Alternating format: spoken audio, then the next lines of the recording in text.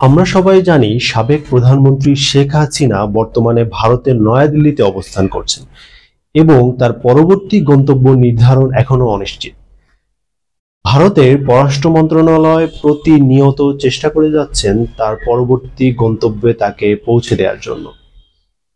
এরই মধ্যে গুঞ্জন উঠেছে যে শেখ হাসিনার দ্বিতীয়বারের মতো যুক্তরাষ্ট্রের ভিসা বাতিল হয়েছে।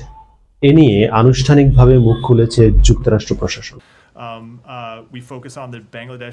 শেখ হাসিনার ভিসা বাতিল প্রসঙ্গে প্রশ্ন করলে এই মুখপাত্র বলেন, যুক্তরাষ্ট্রের নিয়ম অনুযায়ী ভিসা রেকর্ড গোপনীয়, আমি এই বিষয়ে কোনোভাবেই কথা বলতে পারি। ম্যাথিউ মিলার বলেন, আমরা বাংলাদেশের সবকিছু পর্যবেক্ষণ করছি। আমরা বাংলাদেশের বর্তমানে অন্তর্বর্তীকালীন সরকার প্রধান হিসেবে ডক্টর মোহাম্মদ ইউনূসকে দেখতে পাই। গত ৫ই আগস্ট শেখ হাসিনা সরকারের পতনের পর শেখ হাসিনা পলায়ন করে ভারতে যান। এরপর থেকেই জল্পনা কল্পনা শুরু হয়ে যায় যে পরবর্তী গন্তব্য তার